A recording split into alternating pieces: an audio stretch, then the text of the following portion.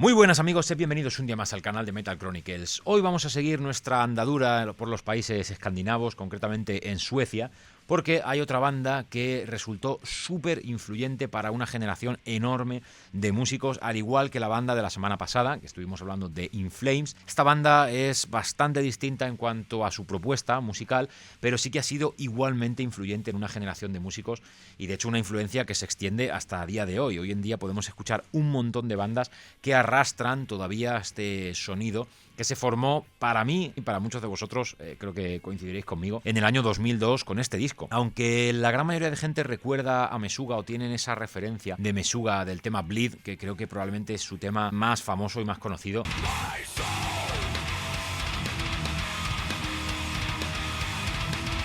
Pero realmente donde empezó ese sonido djent, que ahora hablaremos del djent, que no djent, que ya lo he dicho un montón de veces en JFT Producciones, fue realmente este disco, el Nothing de Meshuggah, que este disco en concreto lo vais a tener complicado de encontrar por fuentes oficiales porque, ahora veréis, fue un disco cargado de problemas.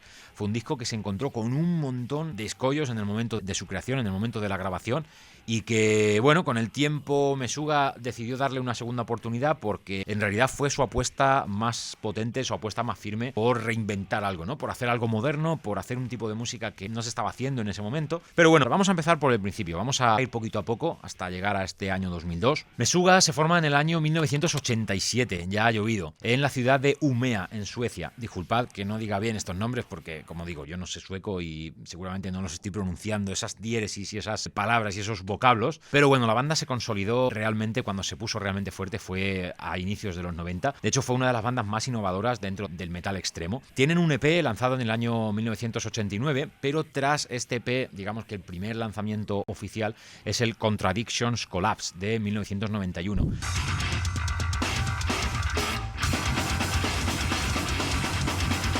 Pasaron por un montón de cambios de formación. De hecho, el vocalista, Jens Kidman, primero era guitarrista en la banda, pero bueno, se centró solamente en la voz. Y bueno, entró un segundo guitarrista que se mantiene hasta el día de hoy, se llama Martin Hagström. Este guitarrista, Martin Hagström, entró en el año 1993 y junto con Thomas Hake, baterista mítico, y con el guitarra Fredrik Thordenthal, también mitiquísimo, se convirtieron en el núcleo creativo y en la base de Meshuggah. Con esta base, con esta formación ya estable hasta el día de hoy, lanza el EP Known en el año 1994 y su primer disco, ya lo que es disco y mítico, muy amado por los amantes del industrial y de músicas de sonidos así un poquito más extremos, es el Destroy, Erase, Improve de 1995. Disco que ya les dio el reconocimiento internacional por la combinación de esa complejidad técnica, de esa agresión. Y ese disco, tan aclamado por la crítica, fue el que primera vez les hizo mostrar esos gustos por lo que mucha gente llama polirritmias. Realmente no son polirritmias lo que hace Meshuggah, hace algunas, ¿no? Pero realmente es algo que le podemos llamar como el Meshuggah Counting, le llaman, ¿no? O como la cuenta Meshuggah, que luego hablaremos un poquito más de ello. Pero también se veían esas influencias del jazz fusión, ¿no? Por ejemplo, este tema mitiquísimo, este interludio que tiene el tema de Future Breed Machine.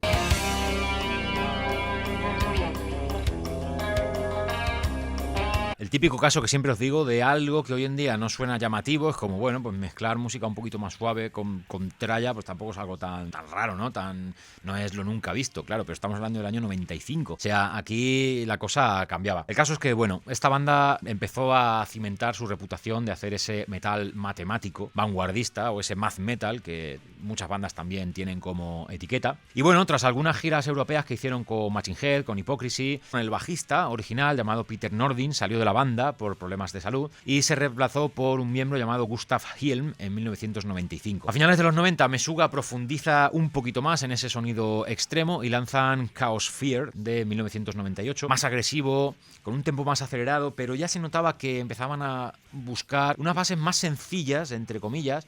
No buscaban tanto ese virtuosismo técnico como puede ser, por ejemplo, en este Destroy, Erase, Improve, que sí que jugaban un poquito más con los solos, con patrones un poquito más complejos. Aquí se notaba que empezaban a querer hacer algo un poquito más simple, pero a la vez algo más original.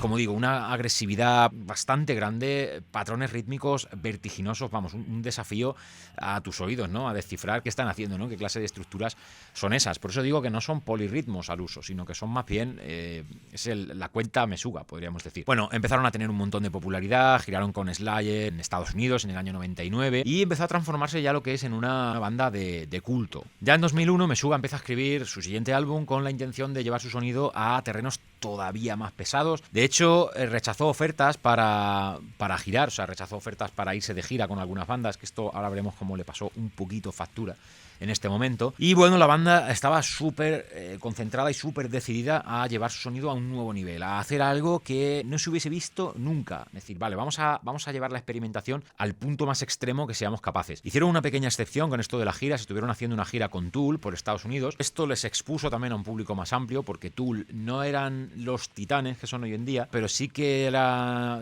un público un poquito más abierto que el que probablemente tuviera Meshuggah. Y bueno, finalmente en el año 2002 anuncian ya el título de su cuarto disco llamado Nothing, nada. Las expectativas pues estaban bastante altas para sus seguidores, porque ellos mismos ya manifestaron esa intención de reinventarse, ¿no? y de querer ser los líderes de ese metal experimental. Una de las decisiones que tomaron y por la que decidieron apostar es hacer registros mucho más graves.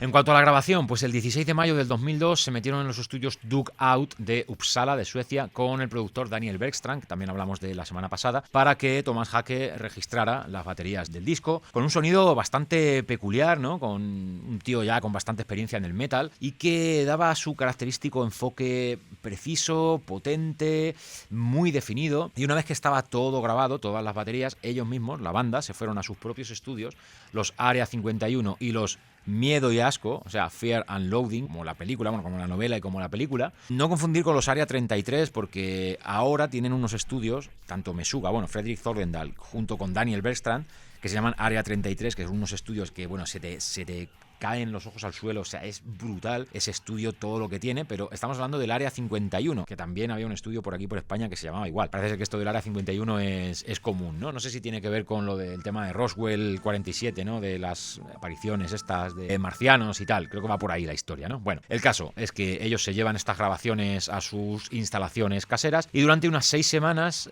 intensivas, Thordendal y Harkstrom están grabando guitarras y bajo. Las labores de bajo se las reparten entre ellos, no tienen bajista en ningún momento, y Jens Kidman, vocalista, solamente se encarga ya de las voces, como ya llevaba tiempo haciendo, no aporta ningún tipo de parte instrumental. ¿Y qué pasa? Que la grabación, pues cuando empiezan a grabar se encuentran con desafíos técnicos bastante complicados. Veréis, este disco tiene el mito o tiene la creencia popular de que fue el primer disco en el que Meshuggah utilizó guitarras de 8 cuerdas. De hecho, en su día se promocionaba así. Yo recuerdo la review que le hicieron en la Metal Hammer, que era la revista que yo compraba por aquel entonces, y decían eso, ¿no? Decían que era la primera vez que una banda usaba guitarras de 8 cuerdas en una grabación, porque en su día se promocionó de esa manera. Pero claro, con el tiempo se ha sabido, dicho por la propia banda, que esto no fue tan sencillo. ¿Por qué no fue tan sencillo? Porque la idea era decir, vamos a ver lo más extremadamente grave que podamos llegar. Vamos a bajar todavía más del registro convencional, ¿no? El registro convencional, sabéis que las guitarras tradicionalmente, el que es guitarrista o bajista,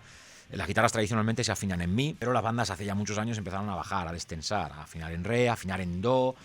¿Qué pasa? Que ya más de ahí empezaba a ser incómodo de tocar y las bandas empezaron a utilizar guitarras de 7 cuerdas, que llegaban hasta el si, que bajaban hasta el la, pero claro, si queremos bajar todavía más de ahí, pues ya, ¿qué hacemos? Pues o tener la guitarra con las cuerdas medio sueltas o construir una guitarra de 8 cuerdas, que fue la idea que tenía Meshuggah, ¿no? Decir, bueno, vamos a, en lugar de destensar tanto la de 7, que ellos ya tocaban con 7 cuerdas, vamos a encargar unas guitarras que sean capaces, guitarras de 8 cuerdas, que sigan con esa progresión a la baja.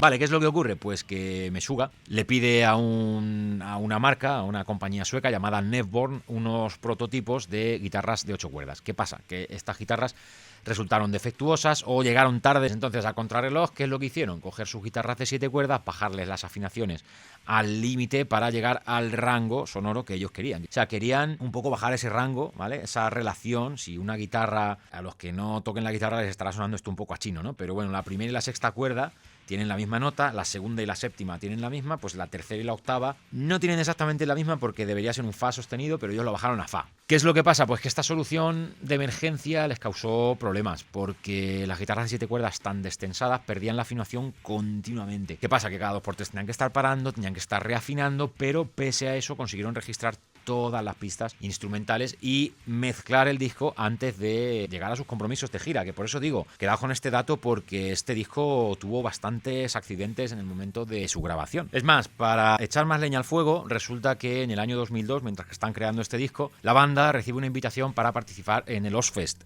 del 2002. Meshuggah dice, hostia, esto no se puede rechazar, así que tuvieron que acelerar todavía más el proceso de postproducción de Nothing. Vamos, la mezcla se hizo a contrarreloj en 2 días y la masterización en un solo día. O sea, estamos hablando de tiempos loquísimos. La mezcla se llevó a cabo en los estudios Fear in Loathing, propiedad de la banda, como os he dicho, y la masterización se hizo en los estudios Cutting Room, que no se acredita exactamente quién hizo esta masterización, pero bueno, más o menos se sabe que la persona que hacía las masterizaciones en Cutting Room en esa época era Matt Lindfors. ¿Qué pasó? Pues que la edición original de Nothing reflejó en gran parte esas prisas, ¿no? Un sonido opresivamente grave, opresivamente lento, denso y aunque quizá demasiado seco, más contenido quizá de lo que la banda quería y bueno, pese a las dificultades se quedaron bastante satisfechos en un primer momento y el álbum se mandó a fábrica para cumplir con la fecha de lanzamiento que estaba prevista en agosto de 2002. Cabe mencionar, por cierto, que el arte gráfico también es obra de Thomas Hackett, continuando con esa estética como científicamente abstracta que estaba presente ya en todas las portadas previas de la banda. De hecho, exhibe un curioso efecto visual inspirado en el efecto Doppler que enfatiza ese carácter experimental del disco y que mantuvieron también con su reedición de 2006. Como digo, el rasgo más comentado de Nothing es la afinación extremadamente baja que se empleó para las guitarras. Meshuggah fue el pionero en introducir esas guitarras de 8 cuerdas en el metal moderno y se convirtió en la primera banda en usar 2 guitarras de 8 cuerdas simultáneamente. ¿Qué pasa? Que muchas bandas incluso han acabado bajándole un tono incluso a la guitarra de 8 cuerdas para estar una octava por debajo de lo que sería el estándar, o sea, una brutalidad. De hecho va solapado con el bajo, no se afina el bajo por debajo ya de la guitarra de 8 cuerdas, ya están solapados. Por eso tienen ese sonido también tan característico la banda, ¿no? Bajo y guitarras al unísono, o sea, son un bloque, son vamos, un movimiento tectónico básicamente al unísono.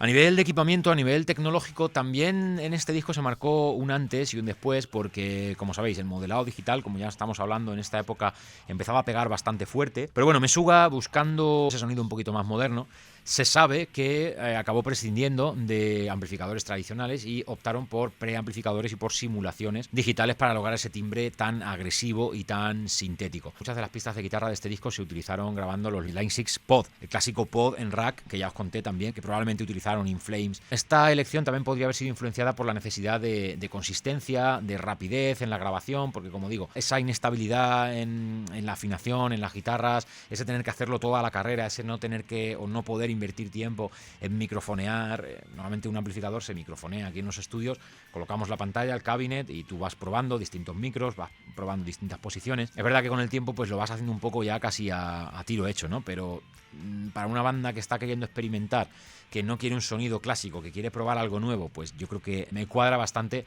que este tema de los pod, pues a ellos le dieran esa libertad para experimentar y sobre todo para tener un sonido clavado ya para todas las grabaciones. No obstante, al tener un sonido tan bestia, tan brutal, hizo que la banda apostara muchísimo más por esos riffs minimalistas y por texturas sonoras, ¿no? Supuso un cambio de estilo respecto a trabajos previos, porque las canciones de este álbum se caracterizan por tener tempos mucho más lentos, un enfoque pronunciado en el groove, en ritmos pesados, hipnóticos, en lugar de ese frenesino un poquito más thrashero que tenía, por ejemplo, el Destroy, Erase, Improve. Riffs de guitarras más espaciosos, más repetitivos, construidos a menudo sobre una sola nota pedal. La banda, de hecho, prácticamente prescinde de lo que son acordes tradicionales, o sea, las guitarras rítmicas básicamente son a una cuerda o a power chords, palmutes constantes sobre esa octava cuerda, creando esa sensación de zumbido y solamente interrumpidos de vez en cuando por disonancias puntuales, por algunos bendings, por algunos solos de guitarra no muy locos. En cuanto a las texturas que os decía, Nothing va equilibrando esa pesadez con algunos toques inesperados, ¿no? Si bien predomina ese tono frío y mecanizado, ¿no? Meten esos interludios atmosféricos con pasajes un poquito más limpios que aportan contraste, por ejemplo, Closed Eye Visuals.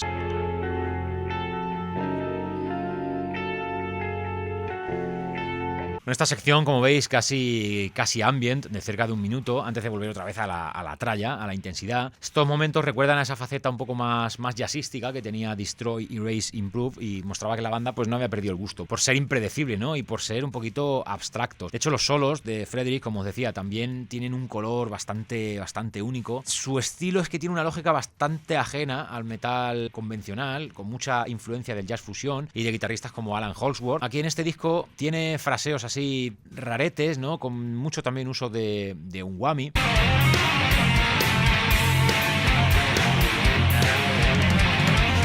Como veis, con ese toque, ¿no?, medio alienígena, medio psicodélico, también en el tema de Rational Gaze u Organic Shadow.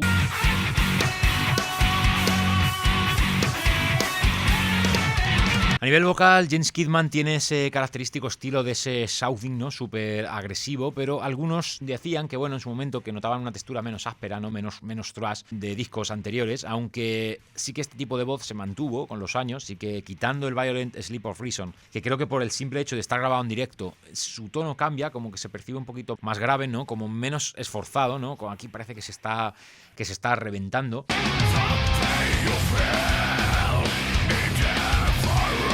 Ese tono medio, rugiente, ¿no?, que encaja perfectamente con esa repetitividad que tienen los ritmos y con todos esos patrones que escribe Thomas Hackett. En cuanto a las letras, al contenido lírico, pues mucha filosofía, mucho tono futurista, con un tono pesimista también, alineado un poco con la atmósfera del álbum, de esos sonidos tan bestias, de esa portada tan extraña. Por ejemplo, temas como Rational Gaze, que es mitiquísimo.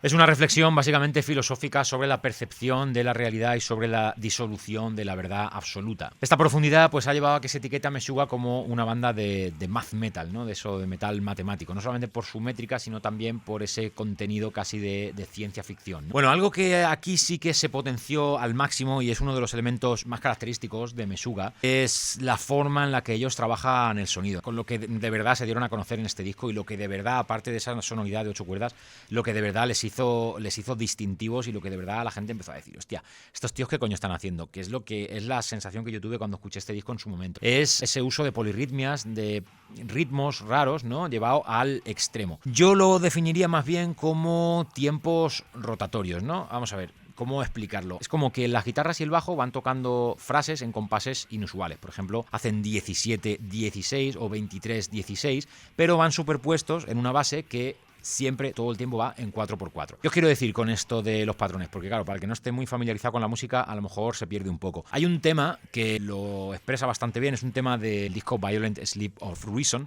llamado Born in Dissonance, que suena como esto.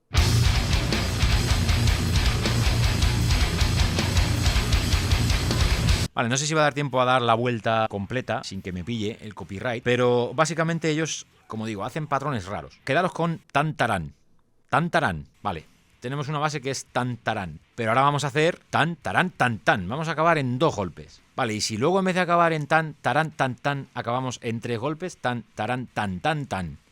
Y si la siguiente acabamos en 4, tan-tarán, tan-tan, tan-tan. Es raro, ¿verdad? Pero es como tan-tarán, tan-tan, tarán, tan-tan-tan, tarán, tan-tan, tan-tan. Es como que van jugando con esa métrica rara, pero el baterista se mantiene en un 4x4, tum, tum, pan, tum, tum, tum, pan. Es lo que hace que tú lo sientas medio ordenado, ¿no?, pero a la vez desordenado. Fíjate otra vez lo que te decía, ¿no? El tan.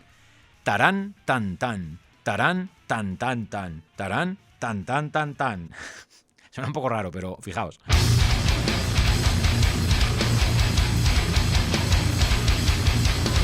Vale, van jugando con eso hasta que llega un momento que hacen generalmente 4 compases y vuelven a empezar. Es como, vale, donde me pille, ahí corto y vuelvo a empezar. Esto lo hacen muchísimo, esto lo hacen un montón, lo han hecho en toda su carrera y lo hacen mucho en este disco, que, como digo, mucha gente le llama a todo el tiempo, le llama polirritmias, pero no siempre son polirritmias, no siempre es exactamente una polirritmia lo que están haciendo. Es decir, es como si cada instrumento siguiera un pulso diferente, pero hay un control matemático por detrás, ¿no? Que por eso lo del math metal. Como digo, tras cierto número de repeticiones, las figuras se vuelven a alinear y caen otra vez juntas todo en el tiempo. Lo que pasa es que en Rational Gaze vuelven a encajarse cada 64 pulsos. Es un poquito más complejo. Por eso digo que depende del disco. Esta canción de Born in Dissonance me parece que es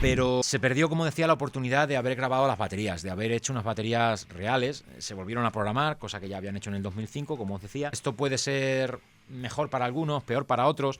En esencia no se lleva tanto, no hay tanta diferencia entre uno y otro. Sí es verdad que se nota distinto, que se nota como un poquito más abierto. En teoría, según la banda, esta reedición de 2006 es más fiel a la idea original que la banda tenía respecto al disco. Respecto al sonido, hay algo muy extensivamente atribuido a Meshuggah, que es el término, o la invención, mejor dicho, del djent, ¿no? O del término djent, que mucha gente dice djent. Vale, ¿qué es esto del djent? Pues hace mucho tiempo, esta anécdota la he contado un montón de veces en el canal principal y seguro que si ya lo conocías, pues estás un poco harto de oírla, ¿no? En una entrevista que le hicieron a Fredrik Thordendal, que le pillarían un poco de mala gana, ¿no? Estaba con poquitas ganas de hablar, le dijeron, bueno, ¿tú cómo defines el sonido de Meshuggah, ¿no? ¿Qué nombre le pondrías? ¿Qué etiquetas le pondrías? Y él dijo, pues mira, nosotros mezclamos un montón de cosas, mezclamos un montón de estilos, y yo básicamente lo catalogaría como metal. Y le decían, no, pero metal a secas no, es que vuestra música no es metal. Y él decía, sí, es metal y ya está, metal con un montón de influencias. Ya, pero ¿cómo lo catalogarías exactamente? ¿Qué es lo que Meshuggah hace? Y entonces él dijo, ¿qué es lo que hace Meshuggah? Pues mira, Meshuggah hace jan jan jan jan jan jan jan jan jan jan jan jan jan. Hizo esa onomatopeya, ¿no? Todos se partieron el culo, sus compañeros dijeron, qué cabrón, Fredrik, cómo le vacila aquí al de la Metal Hammer, ¿no? Al que le estuviera entrevistando. Entonces ese jen es como la onomatopeya, que también habréis escuchado mucho el choc. Por ejemplo, si seguís a gente como Ola Englund, el Willy Chuck, Arad Chuck, ¿no? El choc. Otra onomatopeya para definir lo que es el rifeo de guitarra, ¿no? Esos sonidos bestias con palmute. Pues el sonido de Meshuggah tiene ese toque djent, ¿no? Ese toque que en vez de hacer choc, pues suena más como jen, porque suena súper afilado y súper compacto. Bueno, pues de ahí se extendió ese concepto de djent, y a todas las bandas que empezaron a utilizar afinaciones ultra graves, bajos solapados con esa guitarra, distorsiones súper bestias y sobre todo con el tiempo el uso de esos overdrive. Se utiliza un tipo de pedal, de overdrive, que enfatiza los medios de la guitarra de cierta manera, que quedan mucho más mucho más agresivo. Pues a toda esa ola de bandas que hacían eso se le empezó a conocer como bandas de djent, pero que realmente el djent, pues mucha gente está en contra de esa nomenclatura, no es un género, porque es que no lo es, en realidad es una onomatopeya para definir un tipo de sonido. Pero bueno, todo esto de las etiquetas, pues ya sabemos, es parte un poco de la necesidad, algunas veces de las bandas, de definir su sonido de forma más original, decir, vale, hacemos algo distinto y generar una curiosidad, y a veces pues simplemente por la necesidad de etiquetar también a las bandas muy marcianas, muy alienígenas como estas, que no sabes muy bien qué nombre ponerle y es como, bueno, pues vamos a decir que hacen djent. Pero bueno, quitando esta curiosidad, yo creo que hasta aquí tenemos un buen metraje hablando de este disco. Espero que se te haya hecho ameno y espero que te haya gustado y te haya servido de muchísima ayuda. Siempre lo digo, siempre se me mete la coletilla del JFT Producciones. Es que han sido un montón de años haciendo vídeos para el otro canal y siempre me despedía de la misma manera y ya llego turbio y digo lo mismo. Bueno, que espero que este vídeo os haya gustado y espero tus comentarios, espero que me hables de la banda, de Meshuggah, de qué te pareció este disco, si lo descubriste en su momento o lo descubriste mucho tiempo después tras haber escuchado otros discos más modernos de la banda. Da igual, sea como sea, quiero conocer tu experiencia con la banda y tu experiencia con este disco, con este Nothing, y también si te gusta más este Nothing original o si te gusta más el Nothing de 2006, que con eso también hay mucha controversia, ¿vale? Venga chicos, nos vemos en próximos vídeos, un saludo.